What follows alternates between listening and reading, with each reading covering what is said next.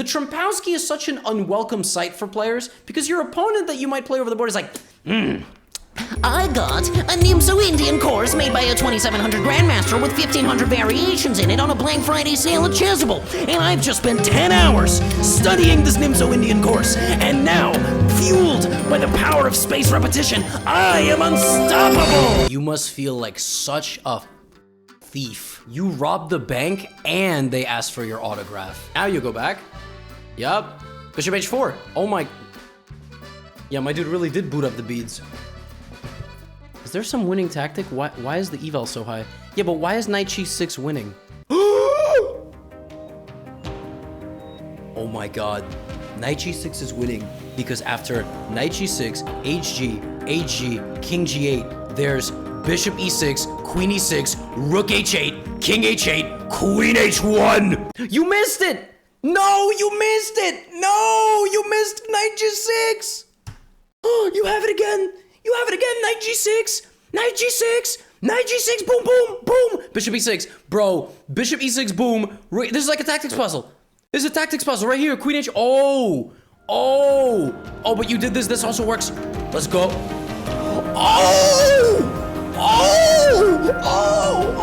Benji. Retire.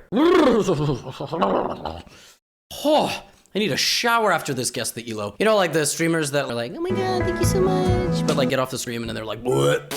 You know, the beads started vibrating, huh? Un sacrificio brillante de dama en H8 y jaque mate con tomate en E6. Rey por H8 y alfil E6 con jaque mate con tomate. Ratatatatata. This is one of those moments where you're playing on chess.com, you know, you play queen e1, you expect the doo-doo, and the game ends.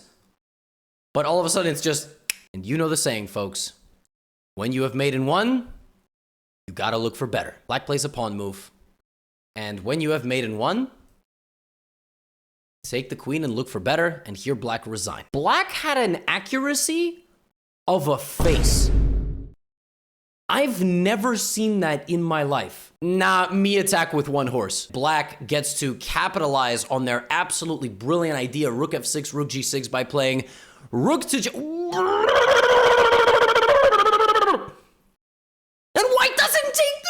I think black can even play bishop to b8. Yeah, that's literally theory. And no beads were consulted for the discovery of this theory. Yeah, you know, I watch a lot of Gotham Chess. Yeah, I'm actually famous. You know, my Guess the Elo video has 800,000 views of me losing seven queens, 2 rooks, 4 chickens, and a cow. Get on with it.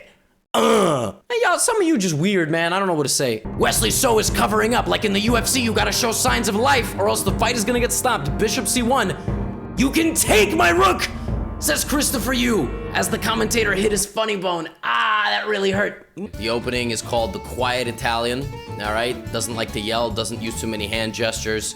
Am I stereotyping? Knight c7, knight e6, and then putting one of these knights, these knights on d4. Normally the king's house is here, which would make sense, that you are attacking viciously down the side of a board where the king lives. But yo, the king is over here.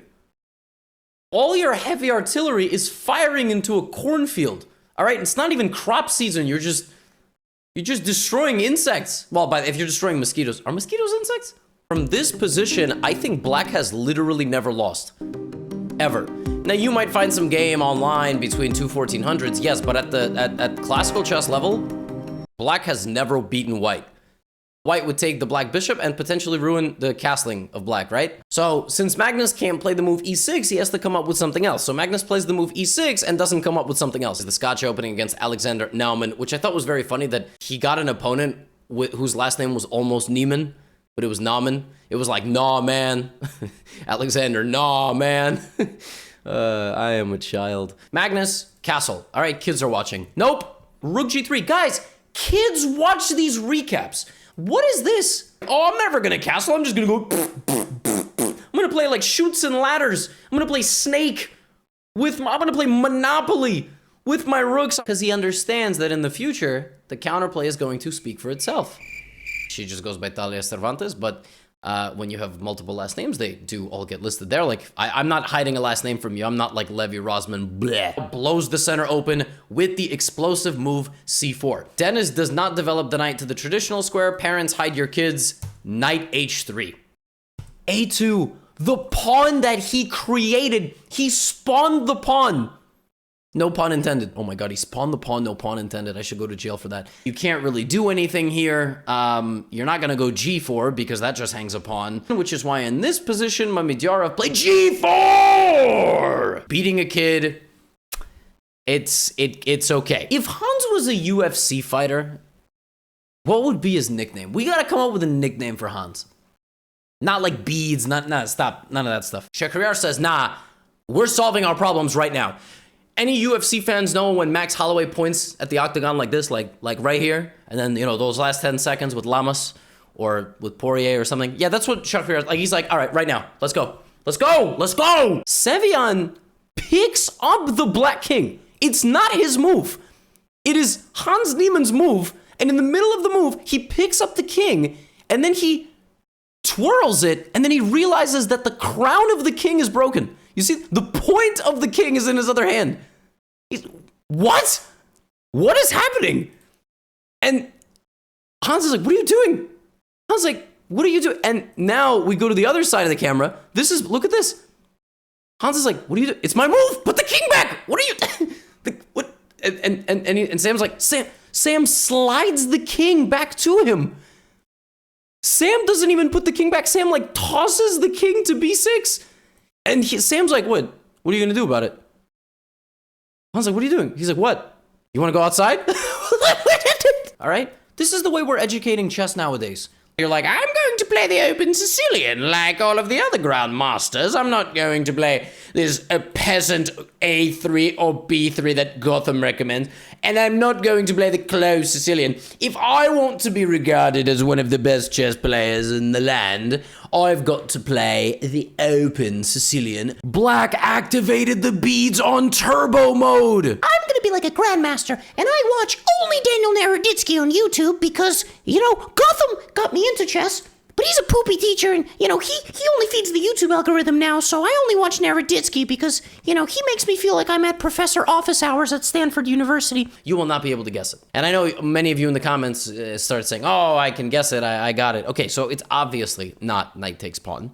It's obviously not a natural pawn move like D3. It's obviously not a random move. It's the move G3. Now, G3 makes so little sense. The only plausible explanation that I have for the move G3 is the fact that White saw what Black had. Well, he has a pawn on G3. Why don't I have a pawn on G3? We know Sam is better. Yeah, but how is it +5? Because they don't know it's +5. And I'll tell you what, Sam didn't play the move that was +5. So do you think you're better than Sam Shanklin? No, your rating is probably 2,700 points lower. Stop talking trash when you see Stockfish on the screen. Which of the two pawns to allow to queen? The king cannot choose. Oh my goodness. Sorry, I'm allergic to pawn promotions. Can't go here, we can't go here. That's exactly why they put the knight on the G2 square. Or is it? In this position, White can play the move Rookie. What? But that doesn't do anything. Oh, but it does. Because now when the queen comes in, E1 is blocked and A1 is blocked by the knight.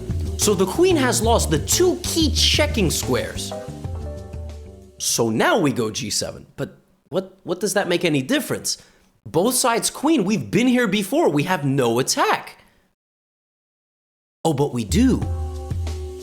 Magnus is still shoving that horse directly in his mouth. But we have bishop f5, and the bishop goes from the other side. Look at this beautiful crisscross applesauce. Yeah, king is fairly safe, huh? King is fairly safe. Rook takes a6! Hikaru just plays h5, cold-blooded, pushes a pawn directly in front of his king. Like what? What are you gonna do to me? Huh? This move is also not a bad one. Stockfish hates it, but whatever. I hate Stockfish, so that counterbalances. Nice move, queen e4. Hikaru, listen, long-time Gotham subscriber, knows about danger levels. I don't know why White did that. It's not like the king was gonna go beat up this king, because kings can't touch. All right, chess is not that progressive yet. This dude has, like, Poseidon's trident right here. No. Oh, God. Oh, God. Why would you... Oh, my God. Oh.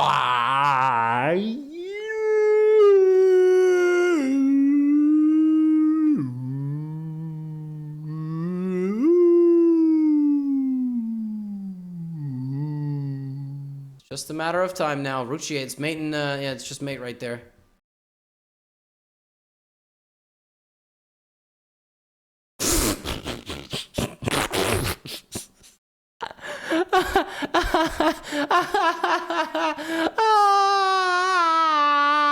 Bishop G7. The Giga Fianchetto. And I can't go here because he's going to hit me with the other knight too. We're both battling with our horses. We're both two guys who really like horses. Not like that, weirdos. Now, Andraken has a couple options. He can continue to play crazy stuff just overall. With black, with white, doesn't really matter, and try to play for a win regardless. My god, I have a giant head. Did you guys know that, like, Edinburgh, I hope I'm pronouncing that correctly, in Scotland is like the #1 city in the world? Me attack queen! Oh, that doesn't work anymore. Okay, me attack queen this way. Trust me, Stockfish did not blunder mate in 1. It's not Halloween and Stockfish is not dressed up as you. Because king to b6, and white makes a queen and wins the war.